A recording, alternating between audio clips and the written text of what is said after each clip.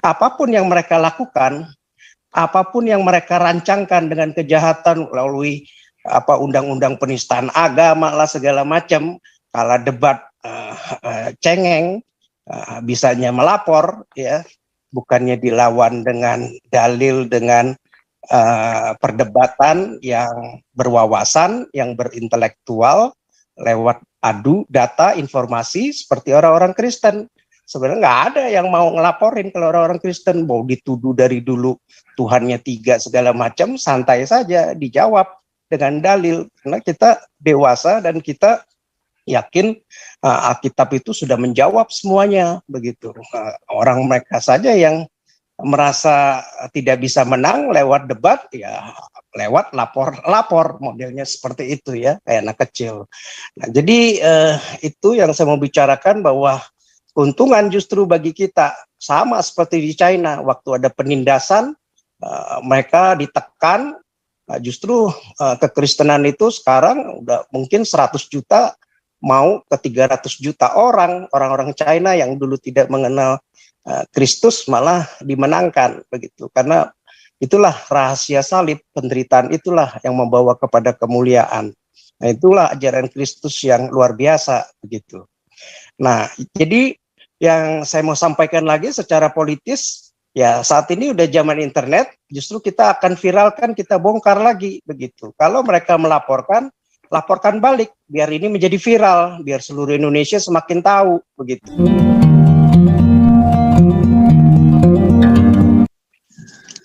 Ya, Pak Paul. Ya, shalom, Pak. Malam. Shalom semuanya. Jadi saya mulai dulu dengan inilah pembicaraan rohaninya.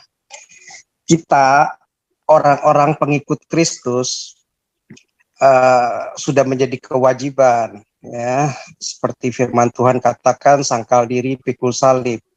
Ya, sangkal diri pikul salib itu sudah menjadi bagian dari kehidupan dan panggilan orang-orang Kristen, pengikut-pengikut Kristus. Jadi tidak ada lagi yang perlu ditakuti, karena memang kita sudah ditugaskan di dunia ini, panggilan kita itu sangkal diri pikul salib setiap hari gitu. Jadi apa yang terjadi terhadap anak Batak, itulah resiko panggilan sebagai anak-anak terang, anak-anak Kristus yang sudah ditebus oleh darah Kristus yang mahal, yang mulia, yang tidak bercacat celah, sangkal diri dan pikul salib, sekalipun harus dipenjara, dibui, difitnah, perlakukan tidak adil, perlakukan semena-mena, itu panggilan kita. Jadi Kristus ya tidak gentar untuk menghadapi, sekalipun harus dipenjara, harus dibunuh, harus dipenggal, harus diperlakukan yang tidak adil begitu. Jadi satu keuntungan justru rahasia salib adalah mahkota surga yang kekal begitu. Itulah panggilan Kristus yang sudah diteladani oleh Yesus Kristus sendiri.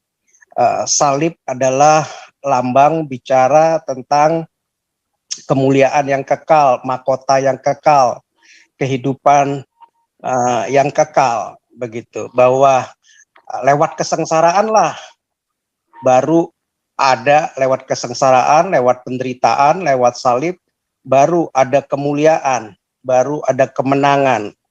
Nah, justru saya melihat sejarah sudah membuktikan, ya, beribu-ribu tahun, bahwa dengan pikul salib sangkal diri itu justru semakin tersiar berita tentang penderitaan Kristus dan kematian Kristus dan kebangkitan Kristus ke seluruh pelosok dunia. Mulai saya ambil di abad modern ini dari zamannya Salman Rushdie dengan satanic versusnya, ya, ayat-ayat setan, begitu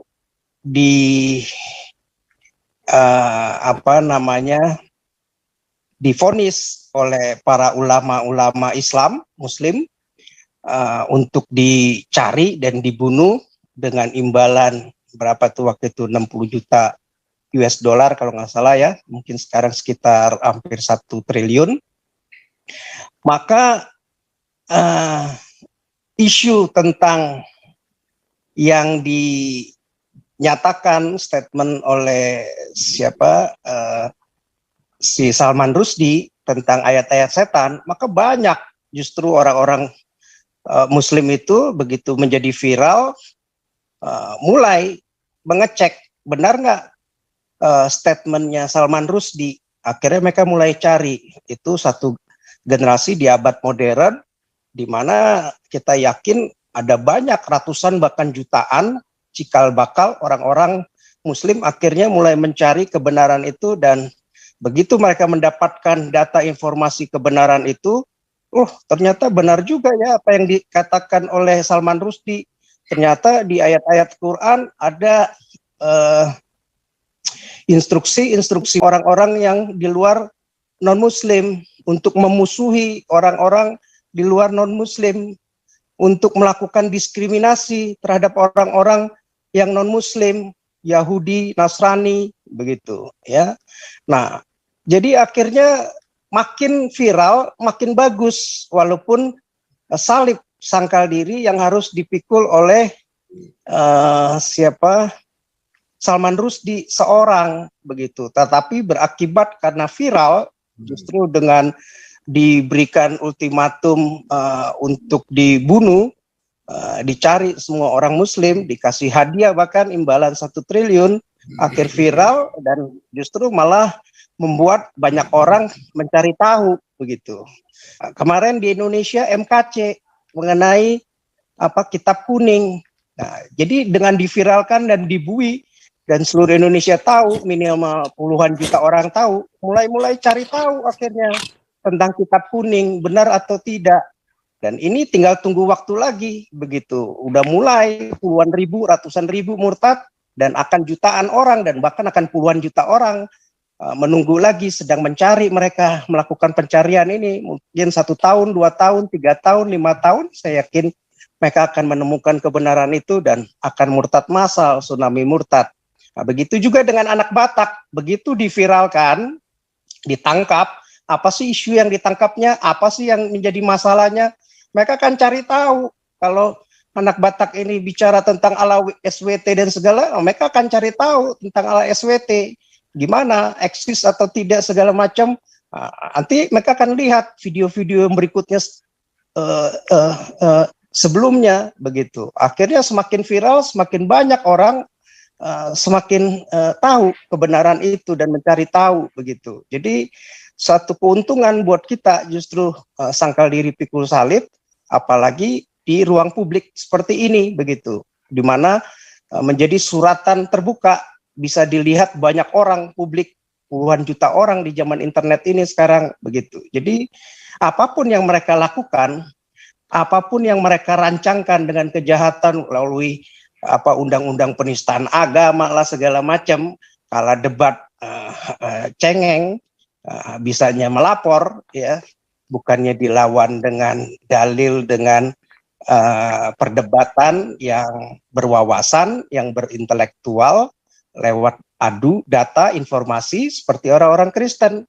Sebenarnya nggak ada yang mau ngelaporin kalau orang-orang Kristen, mau dituduh dari dulu Tuhannya 3 segala macam, santai saja dijawab dengan dalil, karena kita dewasa dan kita yakin Alkitab itu sudah menjawab semuanya, begitu. Orang mereka saja yang merasa tidak bisa menang lewat debat, ya lewat lapor modelnya seperti itu ya, kayak anak kecil. Nah, jadi itu yang saya mau bicarakan, bahwa keuntungan justru bagi kita sama seperti di China, waktu ada penindasan, mereka ditekan. Justru kekristenan itu sekarang udah mungkin 100 juta mau ke 300 juta orang-orang China yang dulu tidak mengenal Kristus malah dimenangkan, begitu. Karena itulah rahasia salib, penderitaan itulah yang membawa kepada kemuliaan. Nah, itulah ajaran Kristus yang luar biasa, begitu.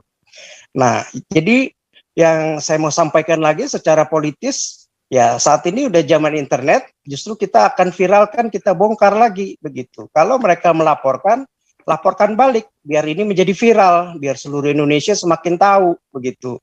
Kalau kalah debat, ya modelnya lapor begitu ya. Jadi mereka akan banyak orang tahu, cari tahu saat mereka melapor, justru itu menjadi problem buat mereka, problem besar begitu, maju kena mundur kena. Saat mereka melaporkan, justru ini akan semakin viral, semakin banyak jutaan orang semakin tahu kasusnya apa dan akan semakin cari tahu mengenai statement-statement yang dikasuskan tersebut begitu. Dan kita berharap 1-5 tahun ke depan banyak orang akan semakin mengerti lagi tentang kebenaran tentang statement yang dikasuskan itu begitu. Nah, jadi kalau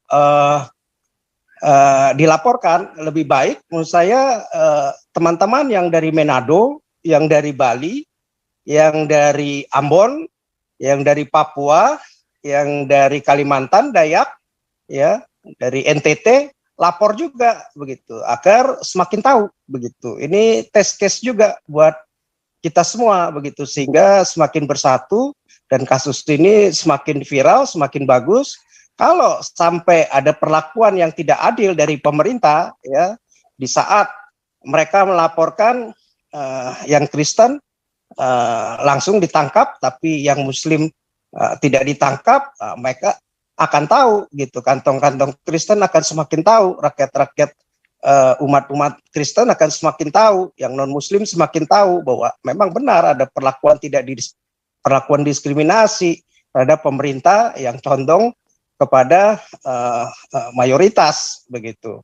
Sehingga ke depan decision kita secara politik, keputusan-keputusan kita, kalau memang terus terjadi seperti ini, buat apa kita bersatu di bawah NKRI? Kalau perlakuannya tidak diskriminatif, lebih baik kita memerintah sendiri di kantong-kantong kita.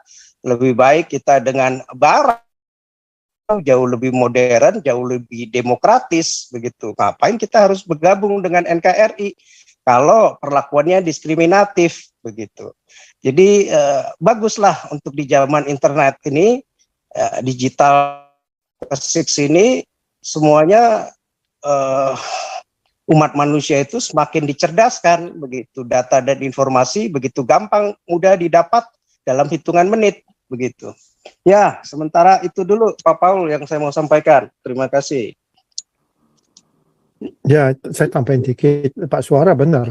Jadi Ibu Lisoy, kan kalian keluar kan udah masukin kemarin apa ya, pelaporan balik ya. Itu kalau bisa di follow up. Jadi kita semua tahu ini prosesnya sampai di mana. Kalau dalam waktu 2 minggu atau 3 minggu itu orang masih nggak ditangkap, ya kita bisa tanya balik lagi, kenapa sih anak Batak ini udah ditangkap langsung, itu apa bedanya gitu. Jadi I think it's a good case, bisa di follow up, jadi kita semua bisa tahu kenapa yang sana langsung ditangkap, yang laporannya Kalarua nggak ditanggapin. Itu, thank you.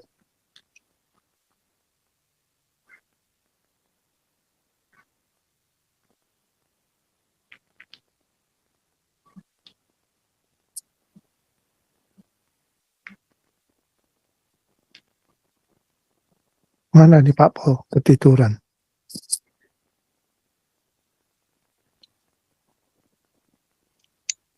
Iya, Pak Paul. Ketiduran kali. Ibu Lisoy. Di Jerman kan masih, Jerman apa Belanda sih kok Paul? Ya, masih sorry, pagi baru di bawah sebentar, minum dulu. Lanjut. Pertanyaannya ini, minum apa ini? Minum bir, minum toa, minum whisky. Lagi dingin di sini nih, tadi pagi 9 derajat. Benar, si Regar.